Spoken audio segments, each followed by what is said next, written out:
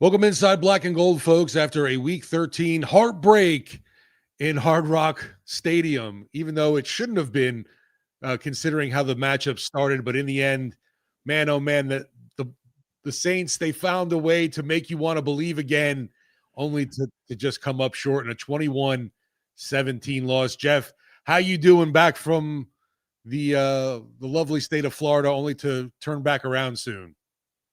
Yeah, well, the first trip to Florida was just raining the entire time. It just rained the entire time we were there, which I didn't realize what happened in Florida. I don't know. All I hear about is how good the weather is. It was warm. I'll give him that.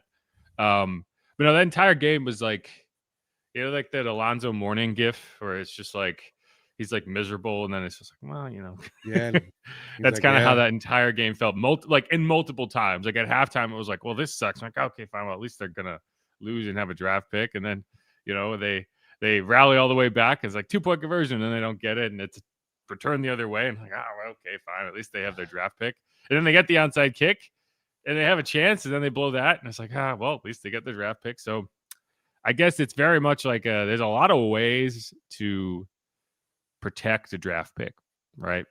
And as long as you can make the game fun, I guess that's a win, right? Like you can't complain. Like, yeah, if you miss the first half of that game and only watch the second half, you feel great about what you watched. If you watch the entire game, you're like, wow, why did I waste the first 90 minutes? But like, if all you get out of this team the rest of the way are entertaining football games, and even if they lose and you still pick in the top 5, I guess that's a win, right? Like you can't, like that's kind of the bulletproof nature of being this terrible. It was like worst case scenario, you lose, but I don't know. I would have liked to see them win. You can't even cling to the slimmest of possibilities. The Saints are now officially eliminated from playoff contention. Yeah, they've been eliminated in my brain for a while now. I was not clinging to that. But yeah, I mean, it is what it is. Like the Dolphins probably still feel like they have a shot. They've won 4 out of their last 5 games. They're 5-7 now. Like that's where, if you're the Falcons or the Dolphins, you probably feel like, yeah, why not? Like we can't look at this and say it's over, especially the Falcons going to have a first round pick anyway. But no, I mean that was a weird Saints game because at halftime I was like geared up to just go off, because that was about as bad of as ugly of a first half as you've seen ever for this team. Like you didn't score a point, you turned the ball over twice, you went your first 5 possessions, and I give the defense credit, like they hung in despite, like, you got to be ready to punch your offense in the face at a certain point, right? Like how many times do we got to get off the field before you can get a goddamn first down? Like what is this? They first 5 possessions for the Saints, they ran 16 total plays. Do the math on that. The Spencer Rattler depleted from injury offense last year looked better than that. I don't know about that. Like I watched that Packers game, man. It was rough. There was like the Packers game, the Chargers game, Broncos game. That's what it looked like. Like, and that's the difference. Is like in those games, like go back and watch those games, and it felt similar in the first half. The difference is you never were able to claw it back, and that's kind of what I want to talk about in the first segment. Is like, yes, you played a bad half of football, but is that your identity as a football team? Can it get better? And that's the only positive I can give you is like they did find a way to claw their way back. Like, yes, you would like to see them play better to start that game. Again. But like rookie quarterbacks, you don't see, that's like the only thing I'll tell you is when you're watching rookie quarterbacks play, in most instances, they get worse over the course of a game, right? Like think about Jackson Dart, the game the Saints saw Jackson Dart. They went up 14-0 in that game. They scored touchdowns on their first 2 possessions. You're like, whoa. And then what they do the rest of the game, they turn the ball over 5 times. They didn't score again. Because you figure them out, right? Like rookies are typically easy to figure out. And a lot of times the composure goes down as the pressure ratchets up. And you got to give them credit. They hung in, and we'll talk more about it. But, we had a game-winning should have been catch. Yeah, well, that's a whole other animal. Yeah, and I mean that's just where we are. You're 2-10. You're a bad football team. Yeah, we knew what we had going into that game. No one should be surprised. We are who we thought we were. We are who we thought we were. I got a nice dinner down in Miami. I can't be mad about that. Actually, we're in Fort Lauderdale. We weren't even in Miami. That's the thing. Everyone asks me, "Oh, what's your favorite city?" I'm like, I don't fucking know. They don't even bring me to the city. I didn't spend it. I spent a football game in Miami. I didn't spend a road trip in Miami. I can tell you a lot about Fort Lauderdale. But yeah. You did get to spend the week out for training camp out west. Oh yeah, that happens. Yeah. Right. But I mean, we're in LA. But yeah, when you're shooting in for the game, it's just like a blink. Yeah. I get asked that all the time. Like, oh, what's your favorite city? I don't know. What's your favorite city? I can tell you about these hotels. They're asking you. They're asking you, Jeff, where's the best bars and restaurants? Yeah, your guess is as good as mine. But no, we're going to talk about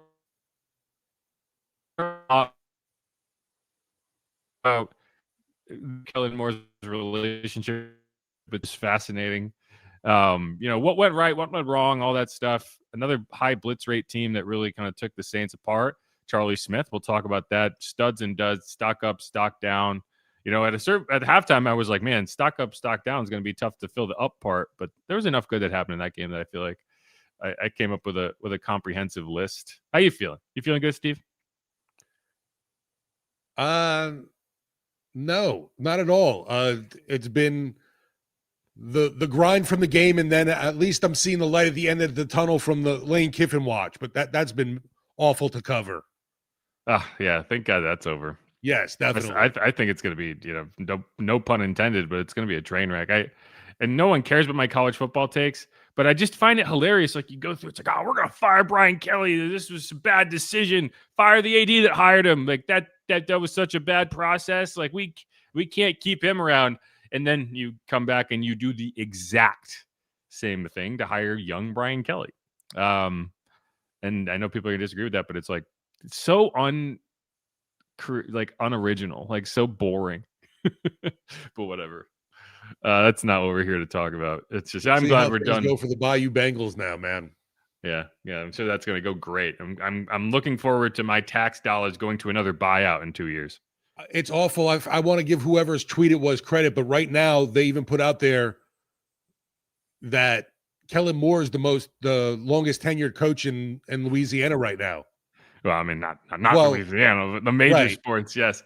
I mean, Kim Mulkey's still here, I guess, if you count basketball. Right. Like, I guess football. Football. You're talking Pelicans, Saints, LSU, which is what they're talking about. Then yes, he's the longest tenured head coach. But either way, that's not what we're here to talk about. We're going to talk more about Saints-Dolphins. Saints lost 21-17. Let's hit a quick break and get into it. Who dat? Go Saints. Stick around. We'll be right back.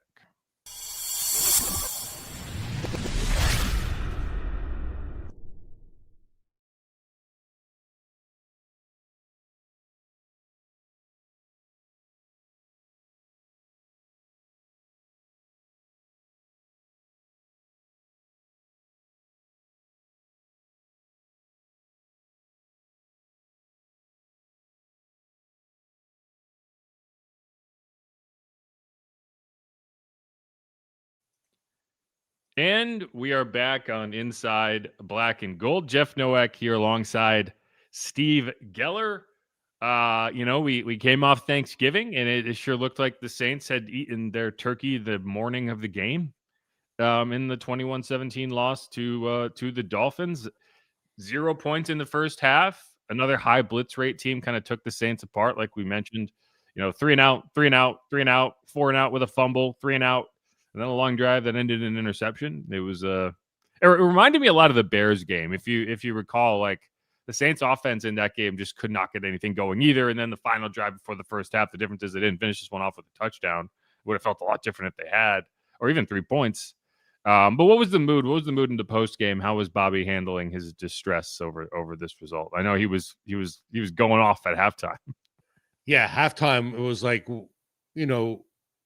Charlie, our producer, even made the comment. He felt like we had done more preparation for our pregame show than the Saints looked like they put in for the game there. It was an abomination to watch the offense do absolutely nada. And early on the defense, obviously that opening drive wasn't great, but overall really held their own the rest of the way. But the early offensive woes are a continuing issue. It doesn't matter what week it is, what team you're playing against, and it's that whole feeling of trying to be, the team playing catch up and constantly chasing the points. It's rough, and you've seen still so many close moments. And then like the miss by Olave, I don't even know if to call it a drop. It doesn't surprise you even. It's just like, yeah, that's the way this year's gone. Yeah, losing teams lose games.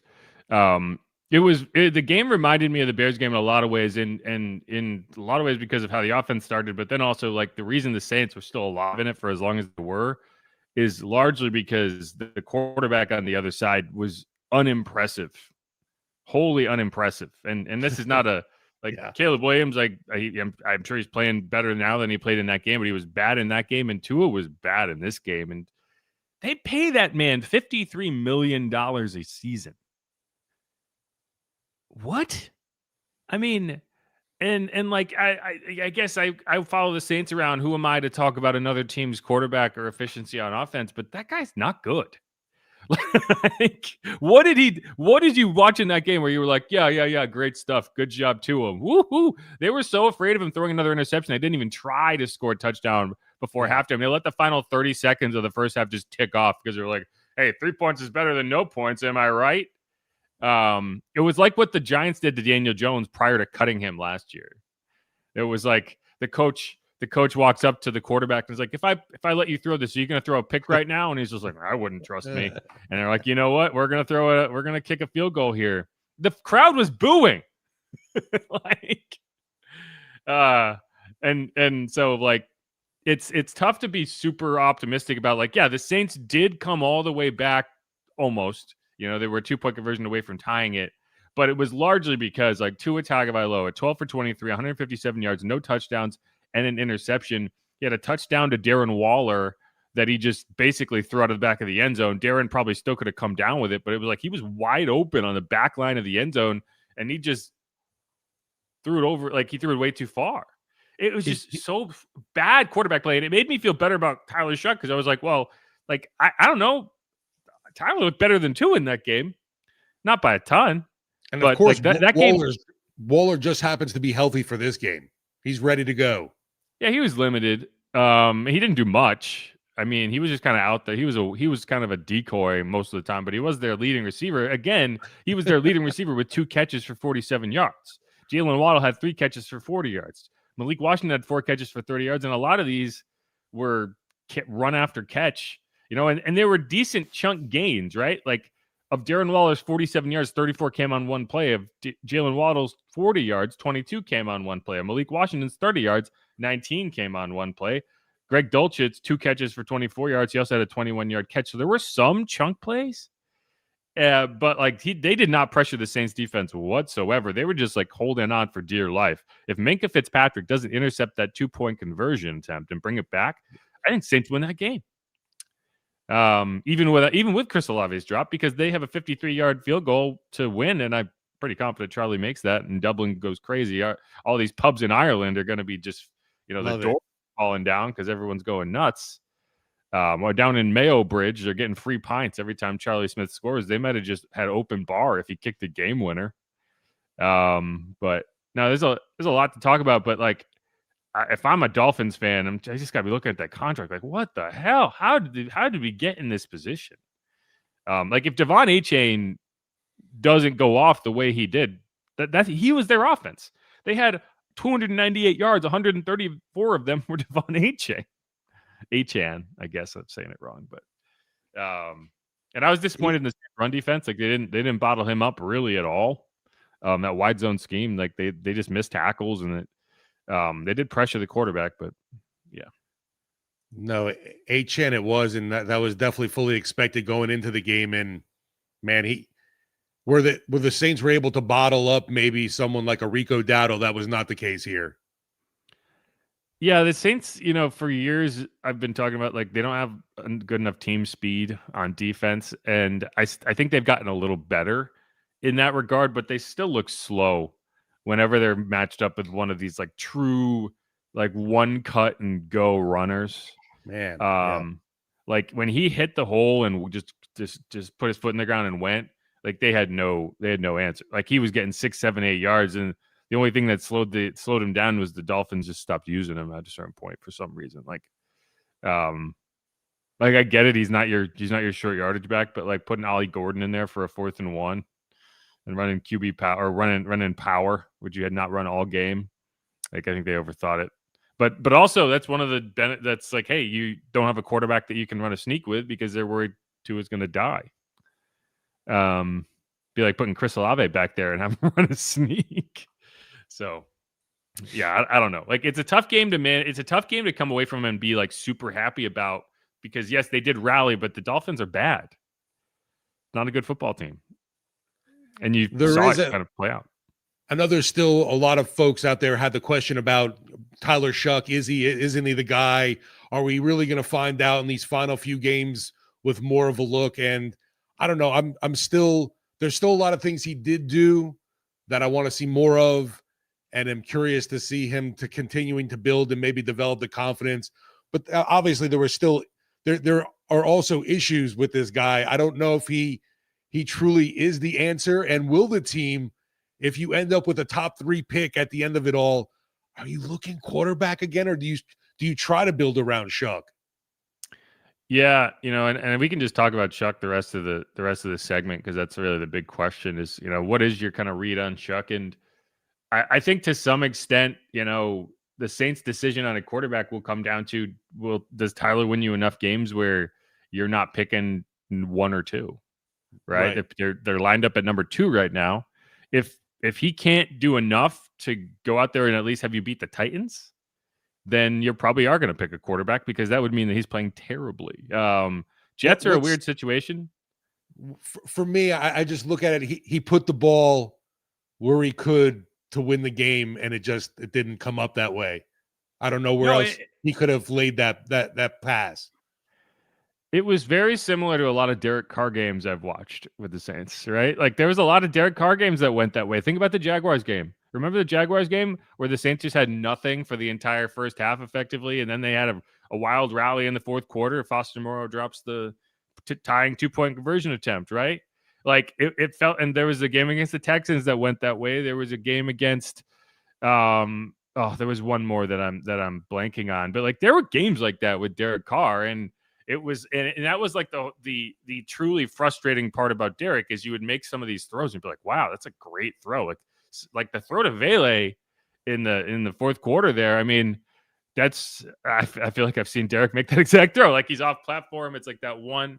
But it's like, it's just enough to kind of tease you, but not enough to really get you over the hump. Now, Tyler Shough's a rookie. So you kind of be like, well, there's a lot to his game that you feel like could still improve, but he is 26. So you kind of have to balance that with, he is a little more developed than a rookie. So you got to give him time while also saying, okay, how much time? I think in the first half, one of the issues he was having was he wasn't trusting what he was seeing. And it's not unusual. I mean, the Dolphins are a team that muddies up the looks. They send a lot of pressure. Yeah. They're a high blitz rate team. So a lot of times what you're seeing pre-snap is not what you're going to see post-snap. And there was a couple times in the first half where it's just like, just pull the trigger, man. Just pull the trigger. And he didn't. And I think as you saw him later in the game, he did pull the trigger and he started to trust his receivers to win. We're going to talk more about Devon Vele's game, but like when you're trying to maximize a big receiver like him, and this is true of Michael Thomas too, and Drew Brees was at a point in his career where he got it. He didn't need to wait around. Like he could read leverage and he could make the throws. It's not going to be wide open all the time, but if he has leverage, he's going to win. And it's a lot different throwing to him than it is throwing to Chris Olave. If Chris Olave has leverage but no separation, he's not going to make that catch a lot of the time, and you're in danger of the ball just getting tipped up and an interception. So tight window throws can be dangerous throws. With a guy like Vele, he's big and he can win with his body even if the receiver is right there. So if you throw the right ball, he's going to go get it. And that's what you saw. I mean, he just started to trust his reads, getting those balls in. And we've seen that kind of building over the last couple weeks with him and Vele. And, it really kind of stood out today. It was all in the second half. There were no catches in the first half. So I don't know. Nothing in the first half. None. Nada. Yeah, it was all in the second half. 8 catches, 93 yards, and a touchdown. He was also the target. Like, technically, he caught all his targets, but he did get targeted on the 2-point conversion. So if you count that, it would have been 8 for 9. But yeah, I don't know. Like, I feel good about what he was able to do, but I also feel very frustrated about the offense in general, and he's a part of that, right? Like there were times where I felt like he had opportunities to extend and make plays, and he bailed too quickly. And that's kind of the book on him, is he gets a little antsy, and he'll throw the ball away in situations that maybe it's like you could have made something happen. And early in the game on first down, sure, okay, play it safe. On 3rd and 1 in the final minute of the game, I don't need you throwing the ball away. Like, that's when I need you to tuck it and run and get that first down. Because there was room for him he's a 6'4", 6'5" dude. Like, he's gonna be able to power for a yard there, and throwing it away, just like he was too conscious of the clock. It was like the decision you make when you're just not comfortable. That's like, you don't want to make a mistake. And I think that cost the Saints a little in that game. It's like the difference between being aggressive and finding first downs and just allowing a 3 and out because you don't want to make a mistake. And once he kind of got over that, I think he played better. But it's a concerning quality, and you hope to see that kind of disappear a little bit as you go. But it was definitely there in this game. The thing to me is just the start of the game. Whatever the scripted plays are coming in, just burn that. Toss it out the window going into the matchup, and get that playbook for after halftime coming out to start games, because I don't know what you do anymore, Jeff. It's almost like, sorry to make the basketball reference, but the Pelicans in third quarters, it's like first quarters for the Saints. I don't get it. I don't understand why they're so inept. I think it's more about the defense than the offense, if that makes sense. Like, I think they're just not coming in with an effective plan against the looks they're getting. And whether that's because they have a rookie and teams are trying things to confuse them, or like it's just not working. Like, you're not running the ball. I think that's the biggest difference, is for whatever reason, you're not able to run the ball early in the game. Yeah. And it doesn't seem like Kamara, with or without him, it's any different. And we're still getting basically 3 yards a carry. I mean, I would love 3 yards of carry. You weren't getting 3 yards of carry in the first half. You were getting 3 yards of carry in the second. You can live with 3 yards of carry. You can't live with 1. And that's what you were getting. Like, there was a point they put Evan Hall in, and he got 1 positive gain. And I don't think the plan initially was to just go with Evan Hall. You ended up getting 5 carries because your first down of the game was Evan Hall. So there was like, all right, shit, we finally found something positive, right? Right. And it just like the offense is so desperate. They were like, well, maybe Evan Hull's got something, And so I don't like, and that's the second game in a row. Like, you came out after halftime, you were able to run the ball, right? You did the same thing against the Falcons, the long drive. And that was, I think, the annoying thing to me about the game against the Falcons is, like, there was a lot of things you did well on those 15 play drives, like, and so it's easy to look at it and be like, we got to do everything differently. But it's like, no, I want that. I want you to play that way and just score touchdowns at the end of it. And the difference in this game was you scored touchdowns in the red zone when you had those drives, as opposed to against the Falcons when you got stopped at the 1 yard line twice. Like, you were 2 for 2 in the red zone in this game, and it gave you a chance to win. You were 0 for 3 in the red zone against the Falcons, and it's the reason you never had a chance. So I don't know, like the you got to look at the run game, like the blocking, the offensive line. Because, like, yeah, it's easy to put it all on Tyler and say, he's got to do more. I mean, I guess I could look up the run plays to start the game, but it's just you weren't able to get anything done. And then that drive before halftime, Devin Neal was starting to assert himself a little bit, and it's just not a positive way to start anything. And until the Saints get that figured out, it's not going to matter. Like you can maybe make rallies in games. You can come back. You can find ways. Like you look at the final stats, you wouldn't know the Saints had a terrible first half. You would think this was a competitive game. You look at total net yards. The Saints have 294. The Dolphins have 298. Both teams went 4 for 12 on first down or on third down. Both teams went 4 for 12 on third down. The Saints had 20 first downs. The Dolphins had 16. The Saints ran 69 offensive plays. The Dolphins ran 59. The Saints ran for 81. Dolphins ran for 164. That was really the difference in the game. Saints had two turnovers, not including the 2-point because that doesn't count as a turnover. The Dolphins had 1. Dolphins kicked 4 field goals. Time of possession was almost identical, 29:52 to 30:08. So, I mean, the numbers don't lead you to believe this was a one-sided game in the first half, but it very much was. And, you lose games that way. You just do. Because it's not a one game issue. It's not like they had been playing well. They're the worst first quarter team in like I don't know. They may be the worst first quarter team in like modern history for football. They average like 1.6 points in the first quarters this year. It's the worst in the NFL by almost a full point. The Commanders are the next closest team, and they're like 2.6. I think they've been shut out in the first quarter of 5 of the last 6 games, and the only one they weren't was against the Panthers, the game they won. So I don't know. Maybe find a way to score points, but yeah, and I hate to have folks saying, "Oh, they don't have the energy," they're not fired up. The coach doesn't have them prepared. I can't believe that, but at the same thing, Jeff, I don't know what is the problem with not enough of that juice to start a game from an offense where it just looks like you just let's see if this works out there, and it doesn't look like anything really was mapped out. Like I said, this script that you have going into the game, toss that because that looks god awful. This is what Vele said about what was different in the second half. I mean, you hate to say it, but, we started rallying once we realized, we got to step it up. Defense was making plays, and we weren't capitalizing on those. And so, obviously we want to start fast, start early, and not have to get it going and be, fighting our way back. But, like I said, I appreciate the grit of a lot of these guys on the offensive side, for us fighting back. And, like I said, we're going to keep building off of this.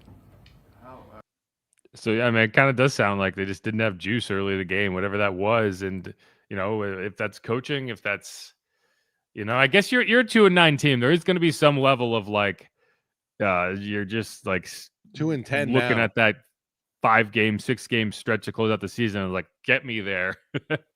But that's not what you want to hear from like your young offense. Like this is a group that should feel motivated. And I appreciate Vele's honesty. Like there's a couple answers in there, and we'll talk more about him. But no, I mean you're gonna look at this coaching staff at the end of the year. You're not gonna fire the head coach. It's not gonna happen. But I do think you need to consider a reasonably sizable overhaul on some of these position coaches. And I do think there's to some extent that's not unusual for a first year head coach because you kind of hired him late in the process. Like remember, the Saints got to Kellen Moore late in the hiring carousel, and who knows how many of the guys he might have tried to go after already had jobs. Like you ended up with Joel Thomas as the running backs coach, and I like Joel Thomas, but it's not a guy who had a connection with Kellen Moore. Like there was a lot of hires that you look at and be like, well, I think this was like, hey, do you have anyone in mind? And Kellen maybe said, well, I wanted this guy, but he's hired. It's like, okay, well, we like Joel. You should try to get Joel. I almost wonder if Kamara also said, I'd like to have Joel back. Well, I'm sure that might be part of it. I'm sure that didn't hurt in the assessment. And I'm not putting this on Joel Thomas. I'm just saying I think that there probably is some fine-tuning that needs to happen with the staff in a way that you weren't able to get done last year because of how late you got into the game. So I wouldn't be surprised if you do see a decent amount of I think Brandon Staley is going to stick around. Special teams is a question. Phil Galliano was a holdover. Do you try to start resetting that deck in a way that works better? But man, I got to tell you, defense for sure ain't a problem for me. I mean, there's definitely tweaks and little things here and there, but I got a lot more faith in what I see from them than the offense right now. No, I think that group, there's some issues, right? Like I think there's still a couple pieces away probably from having the deck kind of set the way you want it to be, right? Because it's impossible to make that transition in 1 year and have everyone in the role that they want, or at least in the role that makes the most sense for a 3-4 as opposed to a 4-3 and whatever. Like Carl Granderson, I think is a good example where he's been a guy that, you know, you're asking to drop into coverage a lot, and I think that's a big part of why doesn't have the sack numbers, because he's probably the best guy they have to drop. But it's also like, is that really what you want Carl Granderson to be doing? Is playing coverage? So it, you know, and there's a lot of it. But no, I do think that group, you know, there's obviously issues, but it does seem like as they've gotten more comfortable in the scheme, you've seen players really start to take advantage of it. I mean, Cam Jordan has 6.5 sacks. Didn't see that coming. I don't think the team did either. Yeah, and I still feel like we got robbed. The Saints got robbed on the interception in Miami. It shouldn't have been a pick. It looked like it was cradle to me. This is the last. Let's make this the last topic, and then we'll move on to the stock. Whichever one we want to do first, stock up or stock down. But you know, the funny thing in that game is the refs finally used the correct interpretation of what call stands is supposed to be. And I've complained about this throughout the course of the season. And there's been a couple times that, you know, the Brandon Cooks play in Buffalo, for example. If you can't see it, like the term is indisputable video evidence.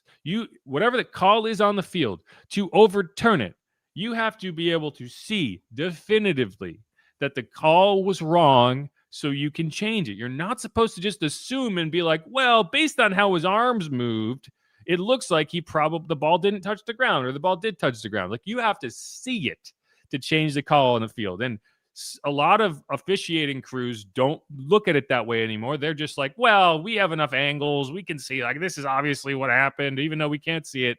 And they're just going to make that call based on an assumption. In this case, that crew did not do that. And they were like, we're not sure. You know, it's like beyond reasonable doubt. Like, no, there's a doubt. Like, he made, like, Devon Vele's catch on the sideline. Like, I thought that was an incompletion. He sure looked out of bounds to me. And they were like, call stands. It was a catch on the field. The onside kick, that was real close. They did really hit it. I guess it hit his stumble. Like, call stands, very close. So you could argue the Saints got 2 of them, and they benefited from that interpretation of the call stands kind of rule twice. And then one time they kind of got burned by it, which was, yeah, he probably did get both hands onto the ball, but you couldn't really see it. And the call on the field was incomplete. If the call on the field was an interception, it's probably an interception. You need enough evidence to overturn what was called on the field. And so I can't be mad about that, because that's what I asked for. Like, that's what it's supposed to be. And if they had kept the Vele catch and turned that into an interception, Dolphins fans would have had a gripe and be like, what's the difference here? Like, you're guessing here, but you're not guessing there. I think the bad call was made in that, why was it ruled an incomplete pass to begin with? Yeah. But I can't be mad at them not overturning it, is what I'm saying, based on how they were interpreting that. It's just one of those things we've seen this season on how things go for this team, that it was another one of not a surprise how that was called the non-interception on the field. But they did get 2 of them.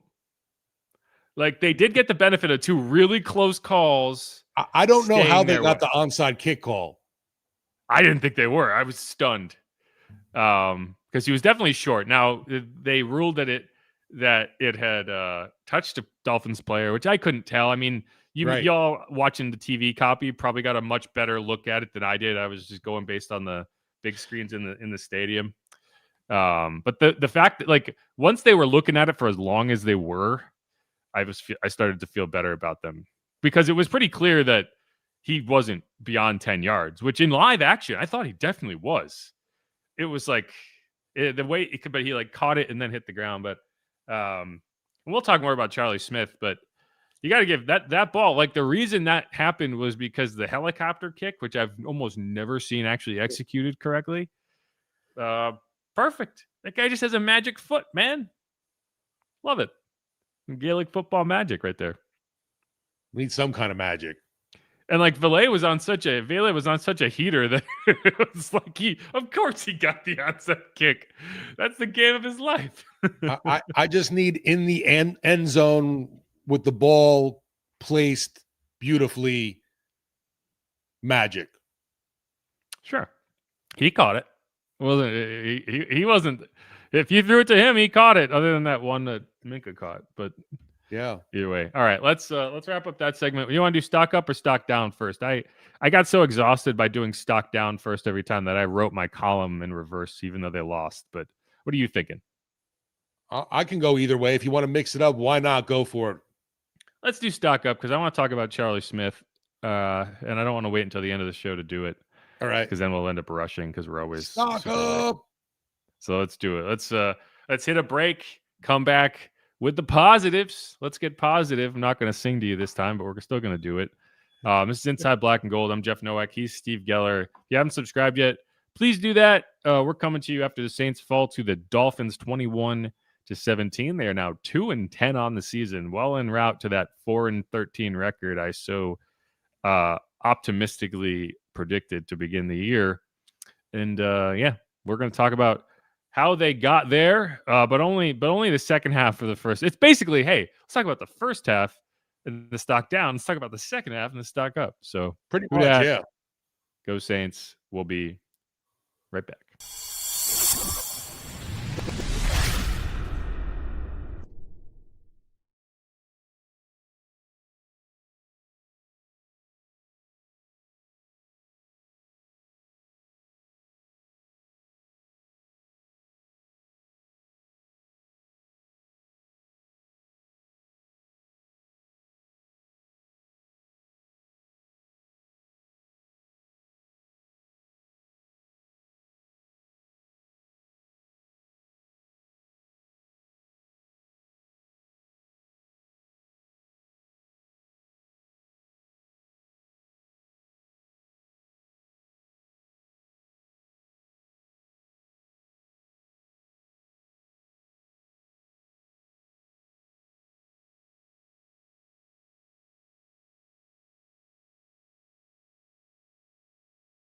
Hour left, and that kick is good. Charlie Smith, welcome to the NFL as the Saints put on the board 19-11. This is a little. I was expecting more from that call, Mr. Haas. I was disappointed. I started playing it. I was like, "Where is it? Why is this not exciting?" Anyway, so we'll have to add the excitement again. This is Inside Black and Gold. We are back. I'm Jeff Nowak. He is Steve Geller. We're going to be getting into the stock up segment here. We'll close out with the stock down, but we might as well start out with the kid, Charlie Smith, the Irishman. I guess not his family. His family was actually in the stadium. The Saints were super cool with how they did this, and they waited until Friday.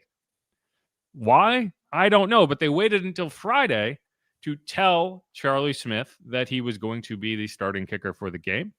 And Charlie Smith's family, who so wanted to be at the game, was not going to make that trip if he wasn't going to be the kicker. So, he called his mom after he found out. She was really excited. He called his dad, and they immediately booked flights. He was like, if they had to wait another 2-3 hours, they probably wouldn't have been there, but they did. It was a 23-hour trip for them because they got delayed by snow in Chicago. They got into Miami at about 1 a.m. And then throughout the course of that game, I was like, they might not see this kid kick at all. They might have to go home being like, well, he kicked off. Because the way the game kind of shaped up, you were going for two. They were down 16-0. So it was going to be 2 points. They couldn't even get PATs. So, but fourth quarter, I should say, 56-yard attempt. And for a lot of guys, I would say, like, man, that's a tough kick. I think you're actually better off asking Charlie to kick it from 56 than to kick it from like 30 for his first NFL kick, because the leg strength is just so immense. He probably felt more comfortable from there, and knocked it through. And it was a cool moment. And better than most, Jeff, what was the weather conditions like at that point? Was it wet, with windy and wet still?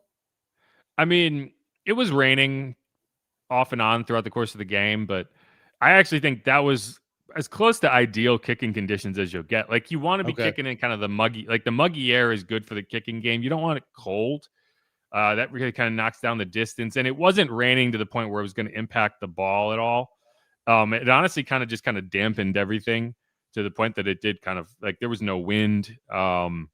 So it really didn't affect it at all. And I mean, this is a kid who grew up in Northern Ireland where it's like, yeah, he spent his whole life in wind. It felt like nothing. Yeah, you watch it. Definitely the kick was true. There was no doubt about her. Oh, I mean, it was the thing that people are going to appreciate as they watch Charlie kick more is he kicks it so high. It's crazy. Like when he kicks, I remember at Tulane, they did the practice at Tulane. Like the ball was constantly flying into the stands because if he's kicking from like 40 yards or like even 45 yards and in, he's kicking it over the net. Like this, it's crazy. There's going to be points, however long he's the kicker, that officials are going to have to make very difficult calls of like if he has kind of a lot of times it'll be like, oh, it doinked in, right? Well, for Charlie, in most cases, it's going to be going over the upright. So you're going to have officials having to figure out where the ball crossed over the post, because it's going to he's going to have kicks that are so far above it. And I would be surprised if we don't see at least one time where there's like a really kind of controversial field goal ruling where it's like, did it cross? Where did it go? Anyway, but like go watch that kick. Like it's a 56-yarder. It's a 56-yard kick. This is a kick that 20 years ago would have been like, oh, I can't believe they're trying it. You know? Yeah. Oh, I'm surprised they're not going on fourth down. They're just settling. Oh, he just cleared it.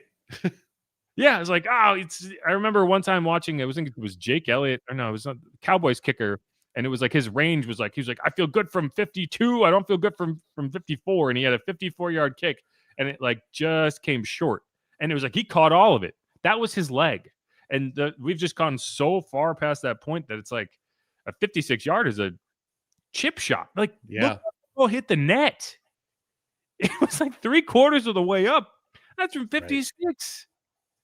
So that was fun. It was cool. It was great to talk to Charlie after the game. He was so excited. If you go back and watch the clip, he's celebrating halfway. Like the ball's halfway to the net. He's already celebrating because it was like for him, it's not a question of whether it gets there. For him, it's just a question. Okay, is it going down the middle? All right, it's gonna go in.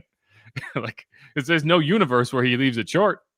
And he said he blacked out. He didn't even remember it, but it was great. His parents were there. Obviously, his mom, his dad, his two sisters. And they got to see the kick, and then they got to see the onside kick, which is almost cooler. Yeah, right. Because it's something about Hard Rock Stadium, man. I don't know what it is. Saints just get onside kicks there. And you mentioned the social media stream, whoever posted it, of the pub in Ireland of all his mates watching the game. You love seeing the extent of the Who Dat Nation even growing because of the Irish contingent now. Yeah, no, it's cool, and you can always tell who's there to ask in the press conference about Charlie Smith because you got the voices. And this was Tyler Shough. I asked Tyler Shough about Charlie's kick after the game, and this is what he said. Charlie's kick there. Yeah, I mean, it was ice cold, man, ice cold in his veins. I think that's tough whenever you're sitting around the whole game. You're kind of trying to stay warm. I think he did a really good job just coming in. I think the team saw that, just his neutrality. Even in the kicking competition throughout the whole week, he came in there and he made a really tough kick because we got to be able to convert on that. And we knew we had to get points, so I was just really proud of him stepping up there. He seems to be a very popular guy in the dressing room. Yeah. Is that accurate, or like just based off the player's body language, especially when he? I think just who he is as a person. I think just that's why we love him. I think how he operates every single day, just coming to work. I think you got to respect that and who he is. You never know what he's saying. Sometimes you might have to hear and say it twice, but he's got a great attitude, and I think he's coming in there and he's got that dog in him for sure. So was proud of him, and like I said, we got to get some more PATs for him. We got to get some more PATs. Yeah. Yeah, no, and so we'll see. It was a cool moment. It was great, and now it's time to just be an NFL kicker. We can stop talking about all the theatrics around it and just be like, all right, where do we go from here? I do think it's important to note, like, this is not the most difficult part of Charlie Smith's job as an NFL kicker. We knew he could make the long kicks. The question for him has been and will always be, okay, can he be consistent kicking kick out when it's not 60 yards? Can he make can he be 100% on his point after touchdowns, right? Can he make, because you have to be 100% on those. Like, that's the quickest way to lose your job as a kicker in the NFL is you're 80% on PATs. Like, think of like a Brett Maher. Like, he could kick it a mile, but he wasn't consistent closer in, and that's where everything kind of went awry. And so we didn't really see that in this game. We'll have to continue. But this was a question going into the week. He had to beat out Cade York in a kicking competition on Thursday. He kicked well. He said he felt at peace with it, whatever the decision was. I think they really just, more so than anything else, wanted to put him in a pressure scenario because you just haven't seen him have to deliver in those scenarios. He hasn't had one, and so it was kind of a good way to get off the ground. And he's going to be your kicker at least for next week. And I think that's where one of these games he's going to be asked to make 2-3 PATs, make a 35-yarder, a 40-yarder, a 50-yarder, and that's where you're really going to be tested. But getting kind of the seal broken, I think, is really important for him. And I'll root for him too, just because I could always say friend of the show since we got to talk to him during Super Bowl interviews. Yeah, no, I've been chatting with Charlie pretty regularly over the last couple of years. I chatted with him during Super Bowl week. And so it was cool and he was kind of concerned at that point. I remember talking to him and being like, he was like, I don't know if they're going to keep me, right? Because Darren Rizzi was kind of the guy for him. And at that time, you didn't know whether Kellen would keep Phil Galliano or not. And who knows, if he hires a different special teams coordinator, maybe Charlie does kind of get kicked to the curb, no pun intended. They stuck with Phil. Phil stuck with Charlie. And so you kind of got to this point. But yeah, so cool story. It's what you look for in a 2-10 season. You're right. Yeah, there's at least, all right, there's a little positivity, a little happiness. But yeah, so we'll see how that goes the rest of the way. And he can be a weapon, if you can make those kicks consistently. And I mean, that kick would have been good from, like, this kid can make a 65, 70 yarder if you asked him to. Like, those situations come up very rarely. Charlie makes a pint of Guinness will be drunk. Right. Like, if you end up in a scenario where it's like a 66 yarder to win a game, and it's just like, are you going to throw a Hail Mary? Are you going to kick the field goal? Like, with a guy like him, you kick the field goal. You think of like a Brandon Aubrey. And like what's made Brandon Aubrey special is not only can he make the long kicks, but he's so consistent on everything. And that's what Charlie has to prove he can be. But that's what I got. That's what I got. You have any more comments on the kicker before we move to something else? Oh, no, I was going to say there's definitely more positives, but as far as like you said with Charlie, kudos to him. Glad he was able to nail a significant field goal in a loss, but at least you kind of broke the seal on that. And as you mentioned, it's still right now. Welcome to the party, pal. You got your NFL. You're welcome to the NFL moment, and we just need to see that accuracy be true down the stretch here. Yeah, right. Now you're just the kicker, right? Yeah. Now it's not a fun story. It's you make your kicks and people keep liking you. You start missing them, it's going to go away. Think about that. I don't know how to say his name. Jude Mac something or other. Like, it's very, couldn't spell it for you, but it was the Giants kicker. Like, he was a fun story, and then he started missing kicks. Like, he missed that extra point against the Broncos that blew him the game, and suddenly bye. Done. He's in a very similar situation. I'm pretty sure he was an international pathway program player too. So it can go away fast. Like, you got to stay consistent. You can't, if you're Charlie, you can't be like, well, I did it. I made my kick. No. Well, he knows too very well that Cade York is waiting in the wings. Yeah, they're not going to cut Cade York. Cade York's going to stick around because, again, you made the one kick. You got the onside kick. We got a comment here. I can't find it, but he said they put some English on it. I would argue he put some Irish on it. I like that. Yeah. The other thing I'll mention Irish is on it. Ireland's 5 hours. This is a good deal for Ireland because Ireland's 5 hours ahead of the Saints. And I made this comment to you yesterday. Like, I'm going to start referring to these noon kickoffs as Irish prime time.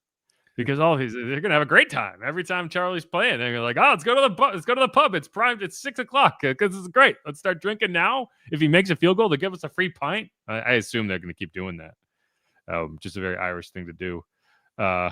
I can't remember his name, the guy who was there. He was asking Charlie questions, and he was just like, yeah, it's low capacity, but high volume at those places. So see, we got NFL France, and we can have NFL Ireland covered. Yeah, no, there is NFL Ireland is a thing. I think they had a game in Dublin, right? Am I making that up? I know college has. I'm pretty sure there was a game in Dublin. Someone in the comments will have to tell me. Right. But all right, like, who's your? Give me another stock up for the game, Steve. Oh, it's got to be Mr. Vele that we've been waiting to see how he was going to be. This weapon that we traded for was going to be unleashed in this offense. Man, what was it? 8 targets, 8 grabs, had the touchdown, and then also obviously the big moment on special teams, being able to recover the onside kick. Quite a day for him. And it was a game obviously early on, and you were just looking for anything, something, and he was big in that second half when it was like, man, you were holding out for the hero, as the song goes, and he had a big day. It was nice to see.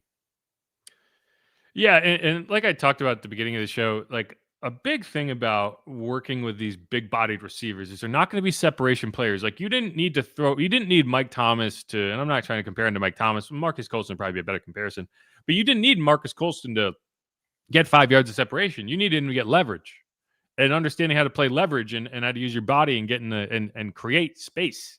That's, you're playing more like a basketball player than a receiver, and you have to look at it that way. And I think like Vele and Chris Olave are 2 very different players, right? Like you can throw to Vele in a tight window as long as he has the leverage because you trust him to win. And I think building that trust with a quarterback and wide receiver is more difficult than it sounds. Like we took it for granted with Drew, but Drew had already kind of developed that kind of ideal with Marcus Colston. So when Mike Thomas showed up, it was like, yeah, okay, I get it. I know all about this. Like I can throw to this guy basically anytime because I trust it. It's like, even if there's a guy there, he's going to battle him for the ball. Worst case, it's going to be an incompletion. It's not getting intercepted because he's going to win. And you could see in the second half of that game, I felt like Tyler started to trust it more. We saw it against the Falcons. Like there was a couple throws up the seam to Vele against the Falcons that it was like, these are trust throws. These are just, grip it and rip it. Like you got to believe that he's going to be there. He's going to work his way in front.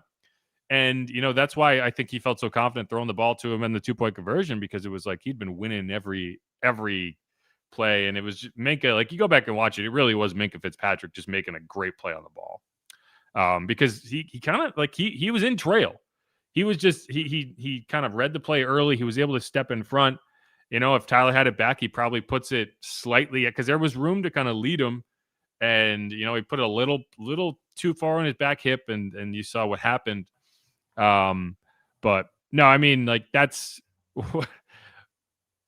early on. I was like, this is a good trade if the production is there. If you look at it and you say this is a guy you can build with because he's under contract for 2 more years, and everyone wants to talk about the age. He's 27. I get it. He's an older guy, but it doesn't matter if the production's there because you have him under contract. You don't have to worry about paying him. He's just going to be a guy in your offense for 2 more years. And if he looks like this, then you have a dude in your offense, not just a guy, not just a jag. You have a dude. And he was a dude in this game. So cool. It was cool. Good for him. No, and obviously it's really needed. And we know he can do it, what he is capable of, and just keep putting that together because, I mean, if that's the kind of your go-to guy for Tyler Shough right now, keep feeding the man the ball because 8 of 8 on targets. I love seeing that, obviously. How he was, one of the big targets for you. Yeah, he came up big. Just, for him, he's super smart. I think he has a great feel with his routes. I think he does a really good job. He's catching everything. Some of the ball placements would have liked to have it been better, and he's making some really good big-time catches. And so I was really proud of him, and I think there's stuff to kind of continue to grow off with all those guys. I think a lot of guys stepped up. Mason Tipton, Deontay Pettis, Kevin, Evan and Audric, kind of thrust into a new role, and I think everybody kind of responded that way, and we just kind of have to figure out, how we can be more dialed in on some of those scenarios. And but I was really proud of Devon just because I think he's such a key player for us. Yeah, and I agree because like you go back and you look at it, it's not these, you go 8 for 8 on targets. A lot of times you look at it and be like, oh, it was just, pitch and catch. This is not pitch and catch. Like there was some difficult throws, like the touchdown. I mean, like, it was a great throw by Tyler. He's off platform. He puts it right where it needs to be, but it still required Vele to go up, make a toe tapping catch in the back of the end zone. He had a diving catch on the sideline. There was another one he made him go up for. It was a key play. And he was able to convert there and keep the chains moving. And again, when you can trust a guy to make you look good as a quarterback, I think that makes everything a lot easier. And that's why I wasn't overreacting to the target share early in the season when it was like, you got all these wide receivers, you got Brandon Cooks, you got Rashid Shaheed, you're trying to figure it out. Now that it's basically Olave and Vele, and as you go, you maybe add a few more names to it. Jalen Polk's still on the team. He'll be a guy next year. You start to feel like, well, do you need to go all, like, there's positions that you look at in the draft, like, are these positions of need? And if this is the type of production you're getting, then wide receiver it's still a position of need, but it drops down on the gotta have it list pretty precipitously. Yeah, I mean, everything pretty much is still high up, though. Oh, there's a lot. You're 2-10. There's a lot of stuff Yeah. you need, right? But there's a difference between going to the draft saying, gotta have it. Yeah. Versus like, oh, if that guy's there, like, yeah, that would be a fantastic thing to add. It's kind of like the tackles right now. Like, you're still going to look at the premium tackles. If a guy's there that you just like, man, this is a dude, like, you go get him. But it's nice to have the luxury. Sir, have you ever played guard before? Right. Well, and that's not unusual. Like, even like a Kelvin Banks, a lot of times you look at it and be like, hey, he would be a good guard in the NFL. You're playing him at tackle because he's really good at tackle too. But a lot of these top guard prospects or top tackle prospects, look at Andres Pete, could kick in and play guard and be a very good guard. And you look at it and say, okay, over time, maybe we do shift him back. But that's where, guard is a position that, man, you got to be better at it. I do want to give Dylan Radins credit. He did have a 4-point play in this game because chasing down Russell Douglas on that interception, I mean, that should be a touchdown 100 times out of 100. Like, that's a pick six. When you catch the ball on the full sprint like that, I think he's going to get fined. I think the Dolphins are going to fine him that's what I read after the game, for getting chased down by an offensive lineman. I think they have a program where the DBs get in trouble for stuff like that. But you got to give Radins credit because he saved the Saints 4 points, and because the Dolphins were terrified of letting Tua just throw the ball. It's too bad that couldn't be a difference maker in the game. Yeah, it should have been, right? Like, if you go back and you look at it, if Chris Olave catches that ball, right, or if you just don't allow the 2-point conversion to go the other way, suddenly you're talking about, wow, that's the difference. If he lets, because anyway. Like, there's a lot of plays like that throughout the course of the game. I just want to give him credit because that's a big effort play for me. No one's ever going to be like, how dare the guard not chase down that man? So the fact that he did, like, you got to give him credit there. And the guard play has to be better, both Caesar and Radins. Like, it hasn't been good enough. And obviously the interior has been a struggle without McCoy, but I got to give him credit there. One guy on defense I want to give credit to, Kool-Aid McKinstry. 2 big plays in this game, had the interception, had the stop. I don't think the outside corners had the best game of the season, but you make 2 impact plays, especially one on 4th and 1 that gives you a chance.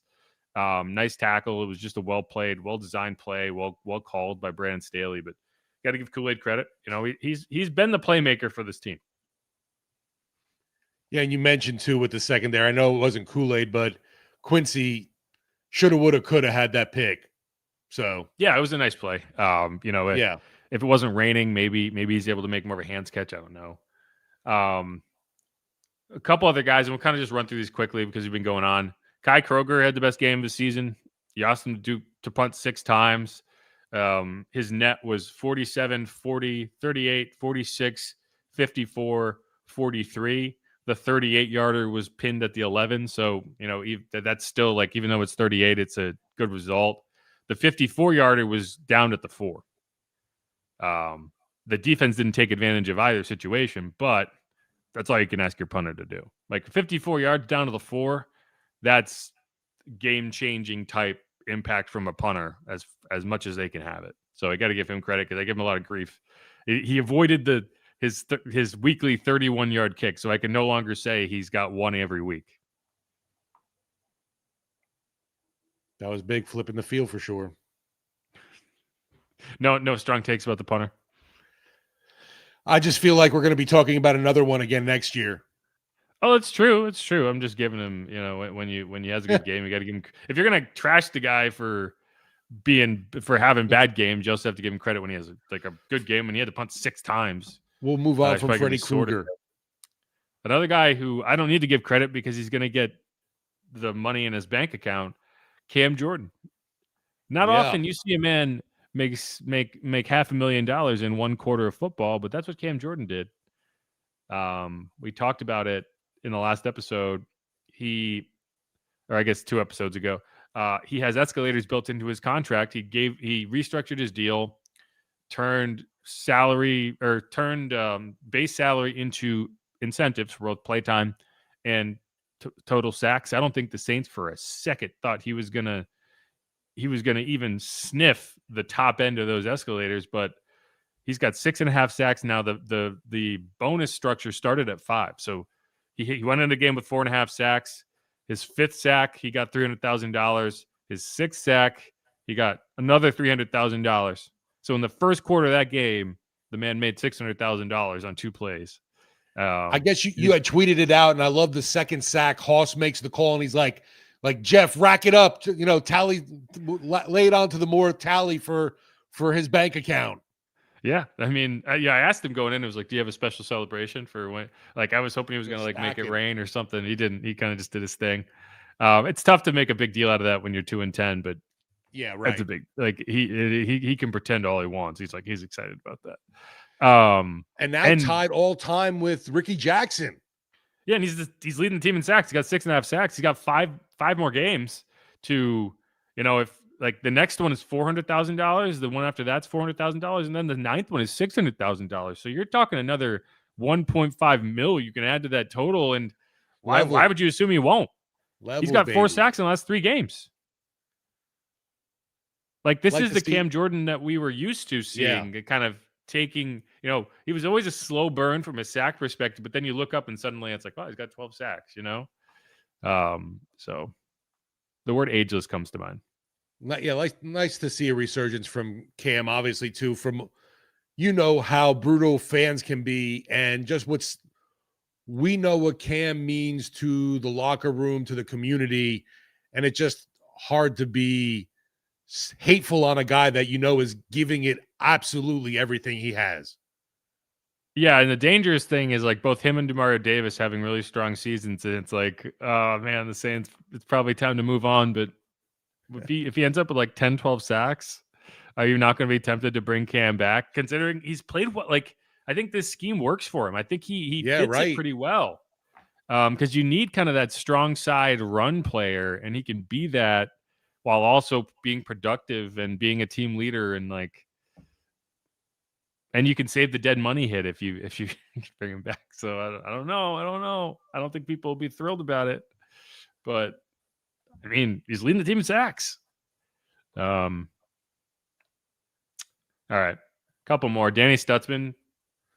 Yes, the hit of the day. Yeah, I wouldn't say he had a great game. He got burned in coverage at least once, but yeah, I mean, that was a highlight.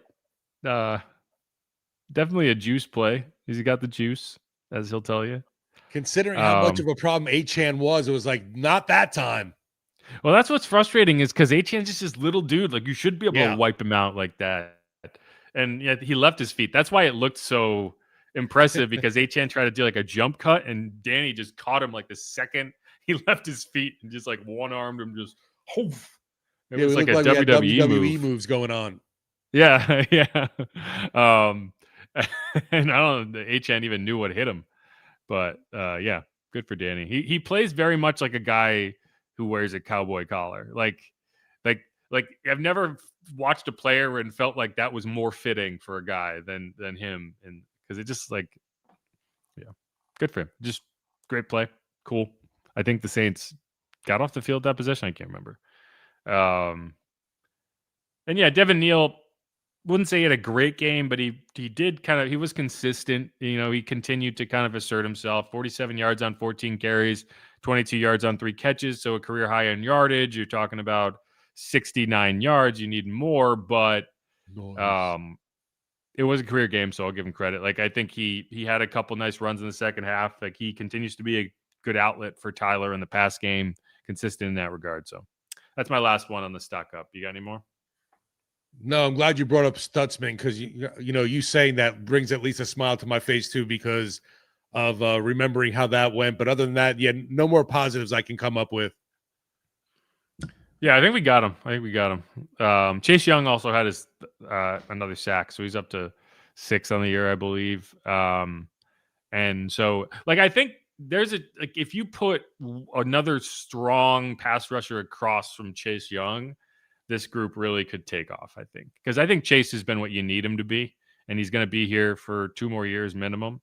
So, like, that's what I want to see in this draft is I expect the Saints to win another game, maybe 2, and that would put you, I don't know, probably in the 5 to 7 range, and you could bring in like an Arvell Reese, like just a true elite outside linebacker. Or a Ruben Bain, someone like that. Like whoever the top outside linebacker is in this draft, you bring him in, you plug him into that system, and it just takes off. Like that's what I want. Like, yes, if you're in quarterback range, if you lose all your games and you're pick number 2, you probably have to go quarterback because you're just not in that position very often. But I would love a pass rusher across from Chase because I think that duo, whoever it is, could be elite. Yeah, I was going to say with Bain and Reese, those are likely that's top 3, probably 2. Depends where the quarterbacks go. It always depends on the quarterbacks and who falls in love with the quarterback. If anyone trades up, is Tennessee going to be going QB again? No. You can't do that a year after. I don't think so either. That's what's wild. So maybe they trade out. Number 1 pick and probably not take a quarterback from Tennessee. I trade back. Yeah. Or if the Titans beat the Saints and the Saints pick number 1. But we'll see. Either way, who dat? Go Saints. Let's come back. We'll talk about some negative stuff and close out this show. Again, this is Inside Black and Gold. I'm Jeff Nowak. He is Steve Geller. Let's do it.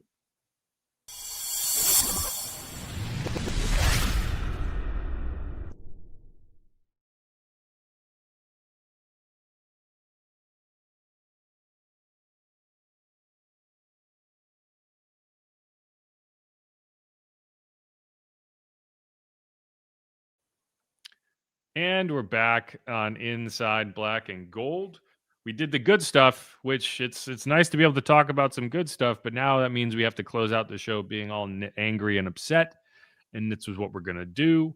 Again, I'm Jeff Nowak. He is Steve Geller. If you haven't subscribed yet, please do that. But Steve, we talked about the slow starts, and that's a big one for me. Like we talked about that at the top of the show, so we don't need to get into it again. We can talk about it more because it's like the biggest story with the Saints this year. Is just they can't get off the ground in the first quarter of games and most time the first half of games. And that's just a sign of a bad football team. But, what is kind of the biggest stock down for you coming out of that game? It's hard because it just continues to be a disappointment for me is the offensive line and maybe even more someone even like a Talayese Fuaga I feel had a rough game. And I don't know if he's still dealing with an injury, man. But just overall, the unit's not helping Tyler Shough or this run game at all. Yeah, I think Tally, I think it's one of those situations where over the course of the game, it really kind of crept up on him. And in the fourth quarter, you could tell, especially after that 2-point conversion attempt, like he just wasn't moving very well. When you try to play through an ankle injury the way he is, like it's going to happen. You appreciate that he's gotten through it, but did it cost you this game? It was similar to the 49ers game earlier in the year where he was playing through a knee injury and it felt like late in that game, it crept up on him. And it's like, again, you appreciate the toughness of a guy playing through something, but is it costing you in critical moments? Man, it's been the story of his season. You feel bad for him because it's like, okay, this has been his season. It's one injury after another. He had the knee, he's had the ankle, he's dealing with a back thing at some point, and it's just one of those seasons for him. And hopefully that doesn't become his career because you see guys that injury play, whatever. But yeah, I'm worried about my center and his injury history now. Well, right. And I mean, you see guys like Ryan Ramczyk, for example, like he was really, really good for however long, but then injuries really took him out. He was out. Teron Armstead. is had a longer career, but a similar situation. Like the story of his career ended up being injuries, and that happens a lot of offensive line spot. To me, it was twofold with the offensive line. It was a failure to execute in some critical moments, but it was also penalties, right? Yeah. Like, and the Saints overcame a couple of these penalties in that Dylan Radins had a false start on their first trip into the red zone. So you're talking about the least efficient red zone team in the NFL starting at 1st and 15 in the red zone. Tyler Shough finds Chris Olave on the next play, so it becomes a non-issue, but it's like, you can't have that. There was a few others. Kelvin Banks had a false start that kind of torpedoed a drive. But Taliesin Fuaga had a holding penalty on the touchdown drive that ended in that brought them back to within 2 points. So you overcame that on the throw to Vele. But then the biggest penalty was the false start on the 2-point conversion. Like, we could talk about the 2-point conversions, like, oh, that didn't go well. Well, it's a much different scenario running that play from the 7 than running that play to the 2. Like, whether you convert it is a different question, but you're running different plays, right? Like, the reason Minkah Fitzpatrick's able to drive on that ball the way he is because he's coming from depth, right? Like, if you're at the 2, you don't get depth. You're not be able to drive on the ball the way he was able to if you're coming from the 7. Like, Devon's got to start from the 7, work all his way upfield, and then kind of cut out because you got to get into the end zone. So he's able to drive on that ball in a way that you just can't drive on the ball if you're coming from the yard. So those were big moments in the game. Like, you can't have those kind of penalties. And I will say, like, that was not a loud crowd at all for the majority of that game. Like, there was a decent attendance, but they weren't loud. That 2-point conversion, it was like someone turned on the volume for the first time all game. Like, I hadn't heard that crowd yell once, other than booing the offense for not trying to score before halftime, or at least not trying to score a touchdown before halftime. Like, that 2-point conversion, it was just like suddenly screaming at the top of their lungs, and I think it just caught them off guard. And that penalty was tough. And yeah, there's just been too much poor execution. I will give Vele credit because the sack fumble, and I should have brought this up. I meant to bring it up when we were talking about Vele. Like, he was asked to assess his day, and the first thing he said was like, well, I did allow a sack fumble in the first half. I'm like, he did do that. Because that one really wasn't on the offensive line. That was on, he's got to pick up that edge player. And is it a mismatch with your wide receiver taking on an edge player? Yes. Or a blitzer off the edge? Yes. But you still got to do it. And he just missed. So that wasn't on the offensive line, but there was plenty of blame to go around for that group. Sorry, O-line. Sorry, O-line. Okay, I got one. And it's tough. I need to go back and watch the film and see how much of this was happening throughout the game. There was a lot of weak to non-existent tackle attempts in this game.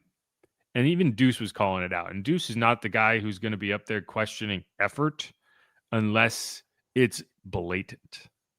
And there was a few plays. I think Alante on the Achane touchdown stands out. Yes. I have no idea what he was doing. I don't know if maybe he got confused, but sure looks like he got frozen.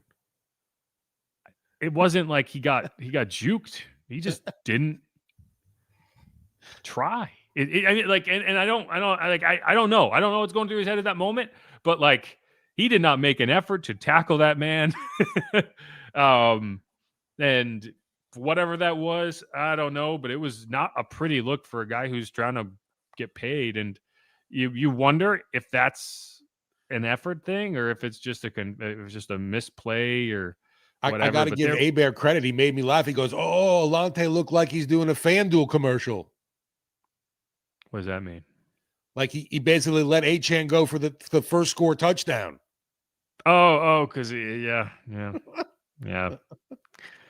it was a bad look for him. And again, I need to go back and look and see how he played the rest of the game. I didn't think there was a ton of missed tackles for him, but that one was bad, and that was their only touchdown of the definitely. game. There was someone else too, I forget, who got almost frozen by Achane. I mean, he does that to people. So there's going to be situations where you just miss because he makes you miss. That was not a situation where he made him miss. It was just, it looked like just poor effort. But And there was some weak tackling overall on the edges of the field. There was and you did lose Justin Reed early in this game. That probably, whether that, I have to imagine that affected the defense, the secondary to some extent. Like they initially went with Jordan Howden, and I think they ended up going with Terrell Burgess as the game went on, just to get a more veteran presence in there. Yeah. But like when you lose Justin Reed, suddenly you got a rookie safety in Jonas Sanker, you got a rookie outside corner in Quincy Riley, you got a second-year outside corner in Kool-Aid McKinstry, and then if it's Jordan Howden, you got a fourth-year player. But like, man, who's the leader of that group? Who's kind of rallying the troops? Like who's communicating? That's tough. And Justin has a knee injury. We'll have to see how significant that is. Second time this year he's gone out on the opening possession. First time was against the Giants, and both instances the defense, I think, found a way, but obviously the Giants, they forced to get all those turnovers. But no, the tackling on the edges of the field, there was several instances where it was like, man, this is not a big play until you allow it to be a big play. Like there was 3 or 4 that's like it should have been tackled for like a 1-yard gain or a 2-yard loss, and instead it would go for 6-7 yards just because it's like he just kind of fell off a guy. And it wasn't just the corners, there was that was happening all around. So yeah, got to be better. Got to be better. That's what I'll say.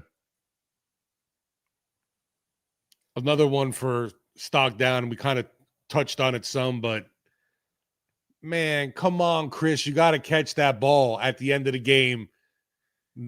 It was literally right. It was right there.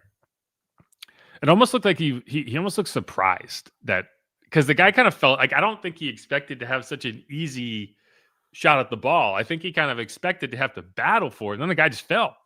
And it was just like, and it hurt. It hurts. Yeah, and he tried to like cradle it. Like, I don't know what that was. Like it was a weird attempt at it. Like he just needed to turn his body and catch it.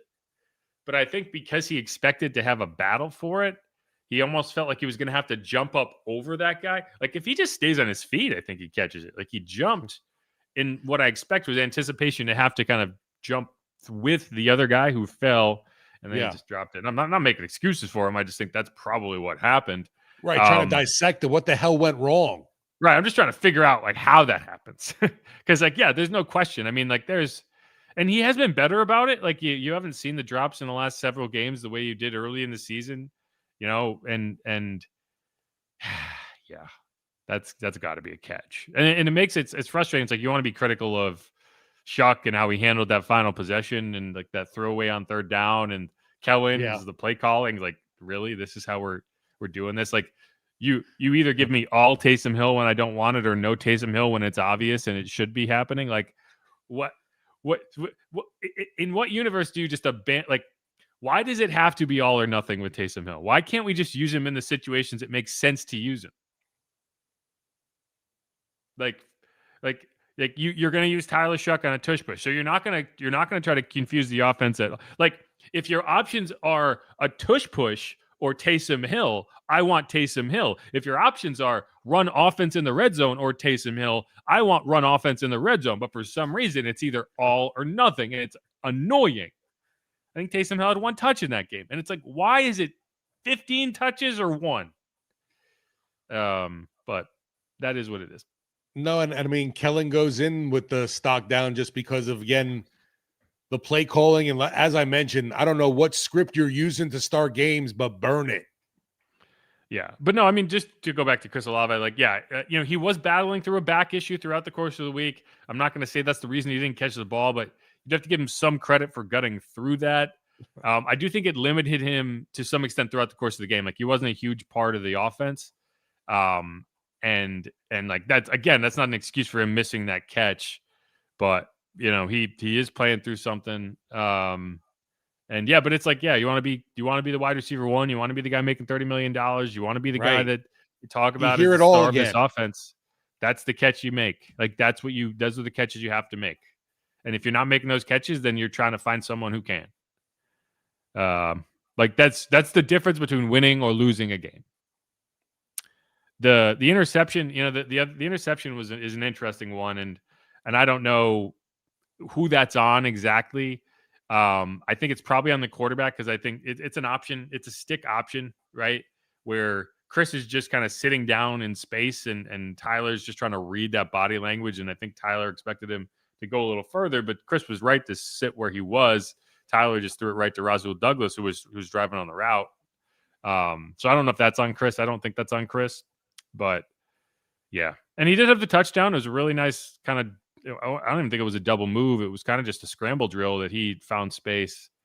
He did. So you're talking about, both receivers had, however many yards and a touchdown. He did make an impact on the game, but just not enough. Chris had 4 catches for 47 yards and a touchdown, long at 17. Devon had 8 catches for 93 yards and a touchdown, long at 15. Jawan Johnson. You got Devon, Jawan, Olave, and Vele. 5 catches, 39 yards. I wanted And more. did Kellen even shorten Vele's last name and just call him Vay? That's what they call him. They call him Vay. I was like, Which is confusing. No one says their complete name of anyone anymore. Well, it's confusing because you could also call Olave Vay. Vay. And you could call them both like Olavale. So I made that joke on here before. I apologize. Okay. I think that's it. I already complained about the Kellen, I think you just got to get a first down there before you worry about, but anything else for you before we hit the bricks here?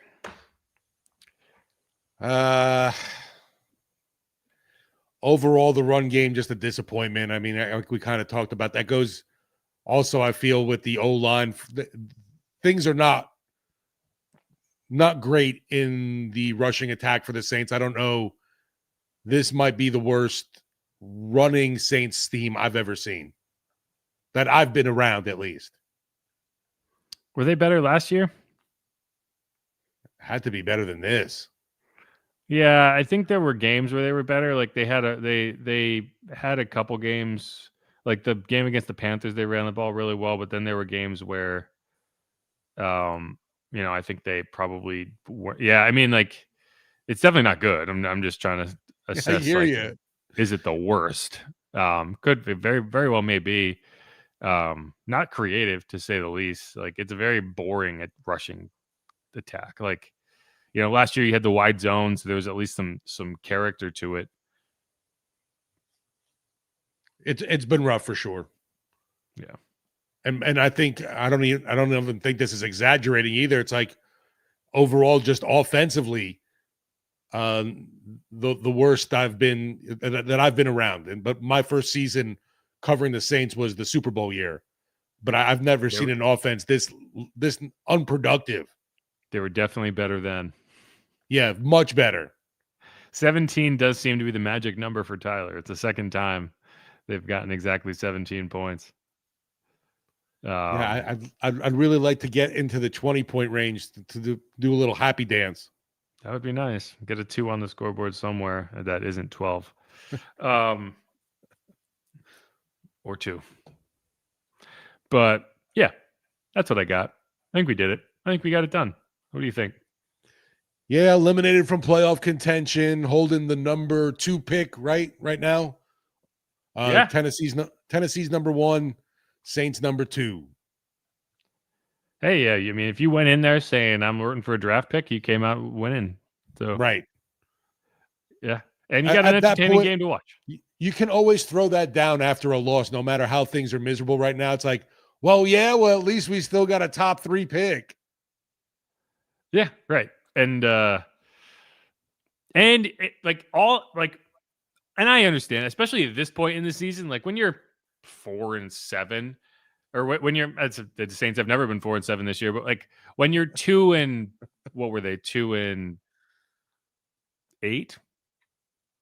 That's a bad example too. The point is, just having a bad record is not a good reason to be like, we're just gonna phone it in the rest of the way. Like when you're 2-10 and you're already eliminated from playoff contention, it's like, yeah, just lose the games, man. Like you don't want to lose to a team like the Titans just because what that says about your organization. Like you don't want to be the worst team in the league. And you do probably feel like, if I'm the Saints, I feel like the quarterback is still a question mark, which is Yeah, a good no thing. doubt. If it was an answer, that would mean it was bad, right? Like I think some teams quickly have an answer on their young quarterback, and it's usually not a good answer. I think Shough. I think the jury's still out in reasonable ways on Shough. Yeah. And the way he closes out this season will be important in determining whether you decide to give him that longer run or not. But And another multiverse, we're doing a show today about a game-winning touchdown grab from Chris Olave. And think perception of Tyler Shough and this team is much different. So it's just the old game of inches BS. yeah, that's where we are. So let's end it. We're gonna come back and do a secret mailbag, so stick around. It's gonna be a short Mailbag. one, but we're gonna get ready for Kellen Moore to talk at 1:45. So who dat? Thanks everyone for hanging out, dropping in comments, doing your thing. No one wants to talk about this team, but we're gonna keep doing it because that's the lot we have in life. We're here to supply your undying, unbridled love for the black and gold, folks. Look at us. Look at us. Who would have thought? Not me. All right. Peace, y'all. Thanks.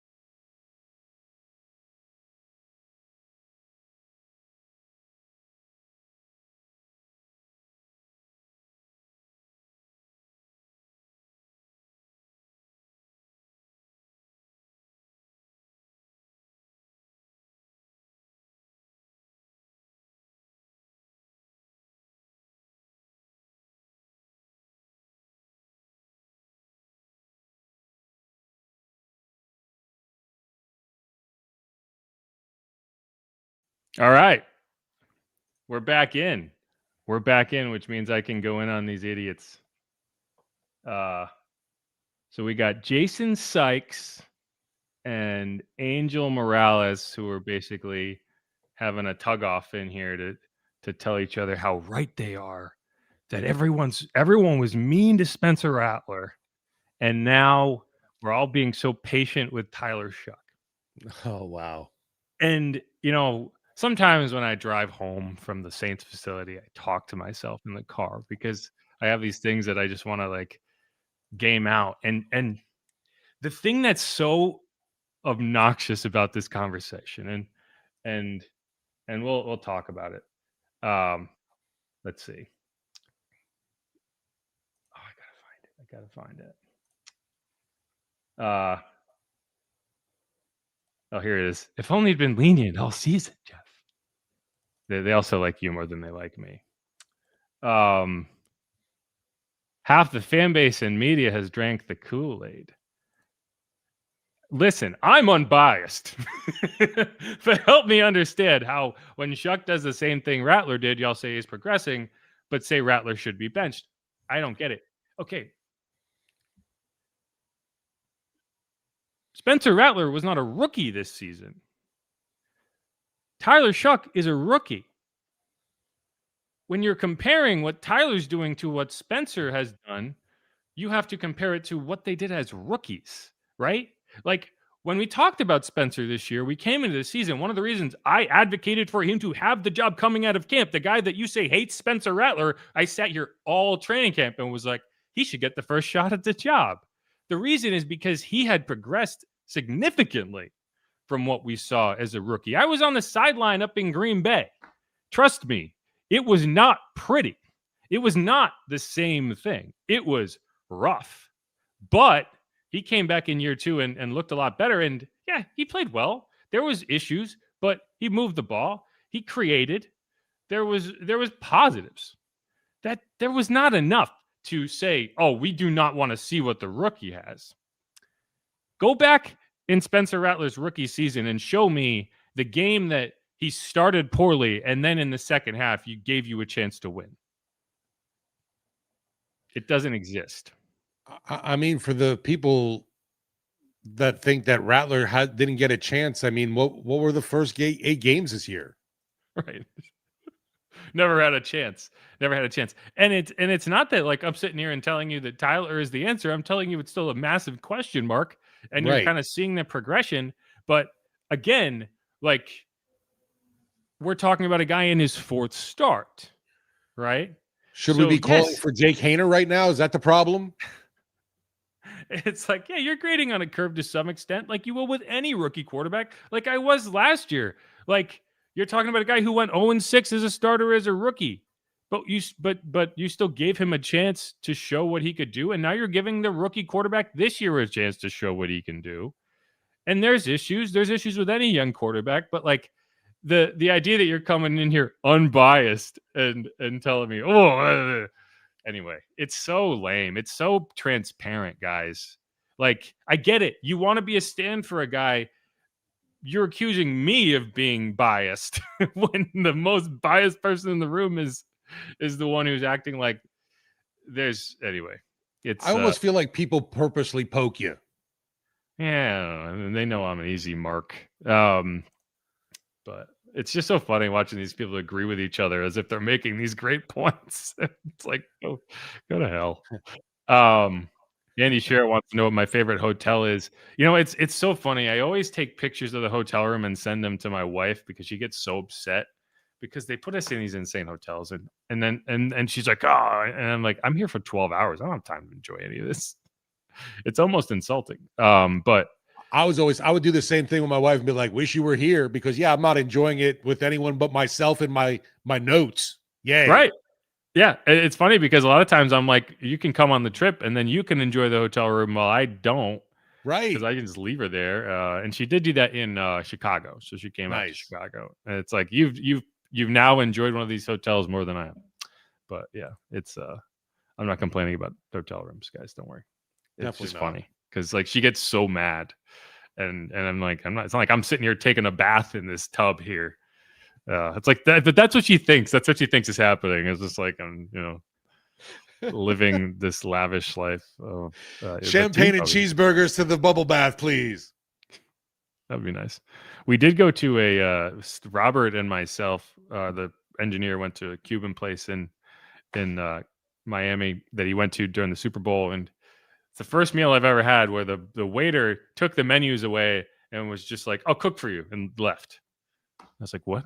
He's gonna cook?" Okay. He just started bringing food, and it was like an eating competition. Like I left painfully full, and the receipt he gave us at the end just had one custom item.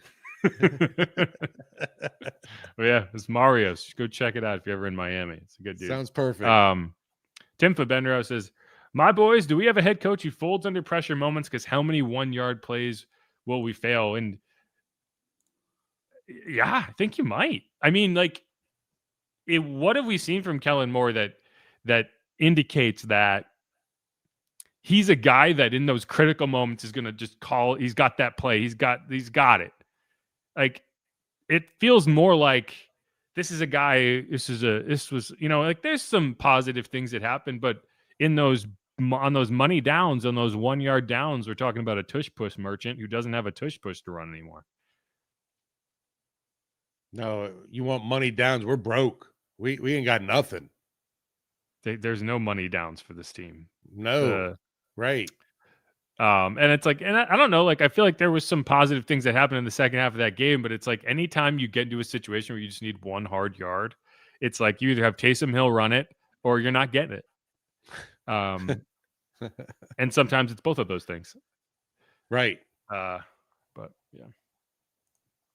992 RS says, I was saying if they had a shot to win the game with a 64-yard field goal, I believe Smith would nail it. Yeah.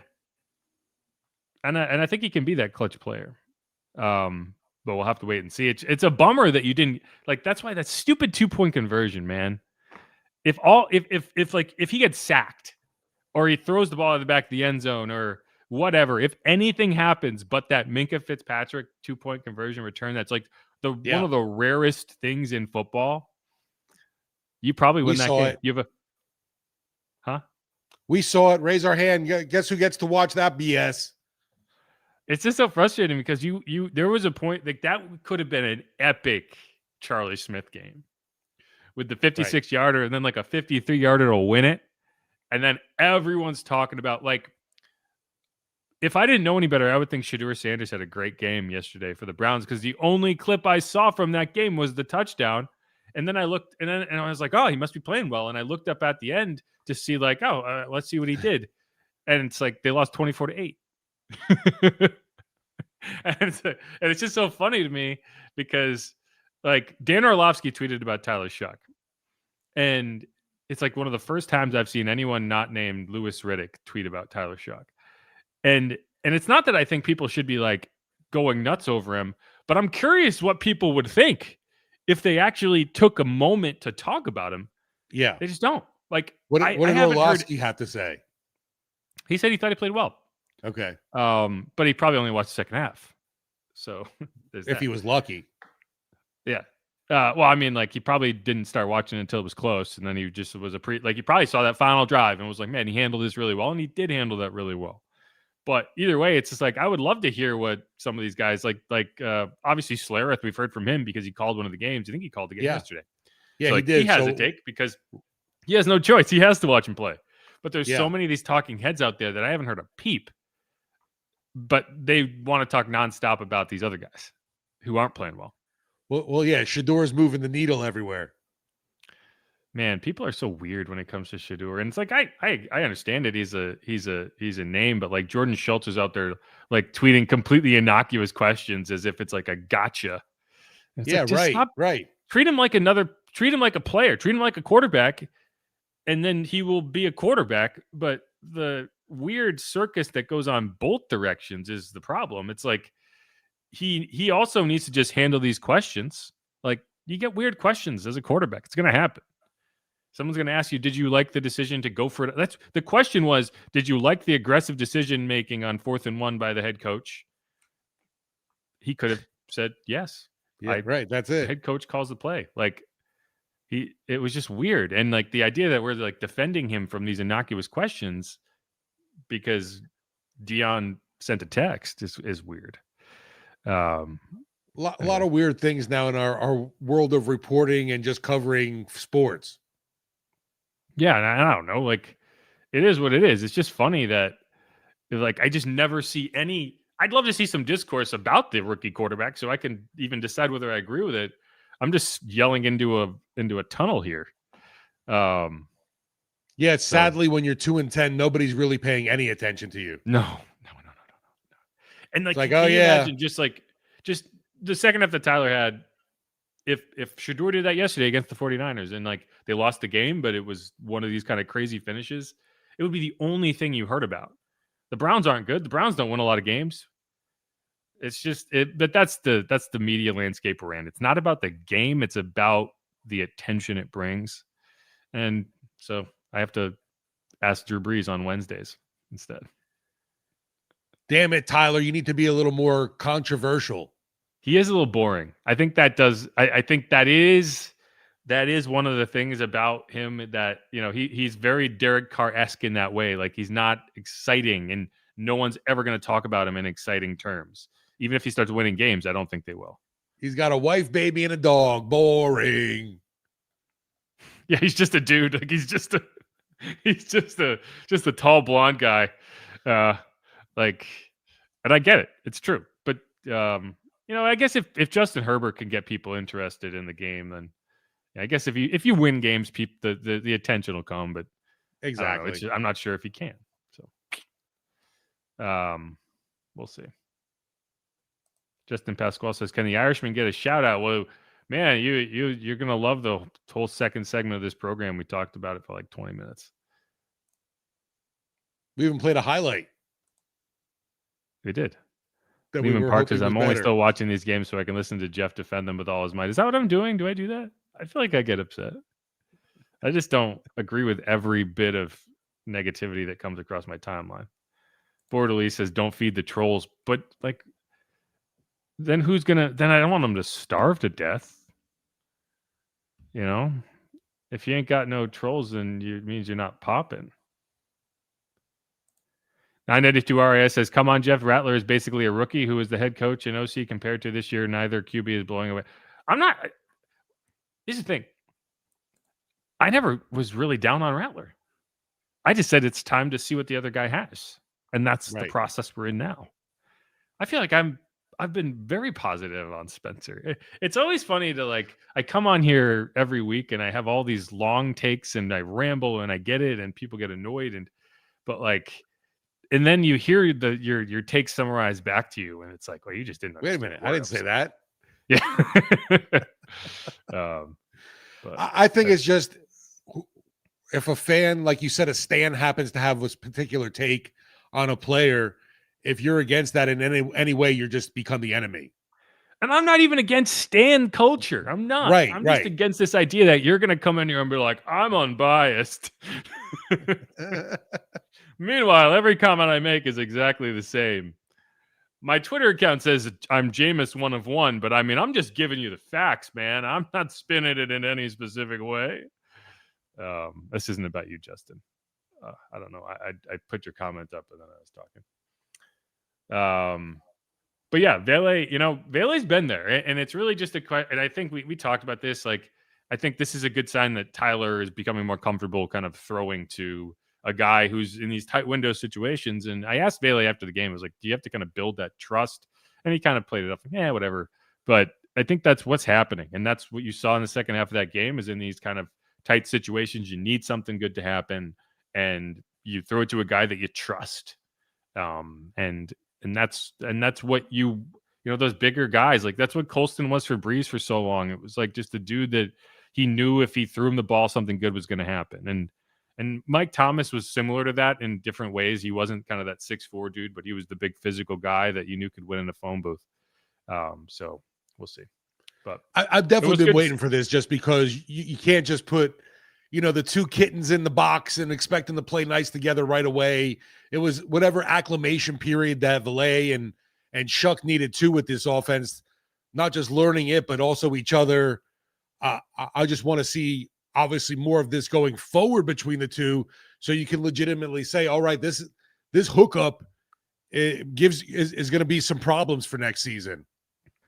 Yeah, and it was always going to be a slower burn when you bring in a guy after training camp, and especially with young quarterbacks. Like even Spencer, it's a second training camp. It's the first time he's gotten actual reps in training camp. And then suddenly you throw a new guy into that mix that hasn't been there. And, there was never going to be like, oh, well, you spent a 4th round pick on him. So suddenly the quarterback's going to be peppering him with targets. Like it takes time and built over the course of this season. You did ship out 2 players who were in his way. That helps. But either way, that's just where we are. But let's wrap up. Let's wrap up this program. We'll move over to hear what Kellen Moore had to say on his program, and we'll keep doing this. I don't think we should do like a full preview episode for the Bucs. We already know about the Bucs, so I think we could probably change that up a little this week and come up with some different things. But we'll figure it out. Either way, we should do an Irish pub scouting on Charlie Smith. I think we should just go to Irish pubs. There you go. Right. And yeah, I think that's a good way to start. Let's just start going to Irish pubs. I got one by my house. I'll go there right now. We'll pull them on how much do you know about Charlie Smith? Yeah, I wonder if they do. Yeah, I'll go to Finn McCool's and see what they have to say about Charlie and order a Guinness while they do it. But all right. Who dat? Peace y'all. Beat the Bucks. That's all I'll say. Beat them. Bye.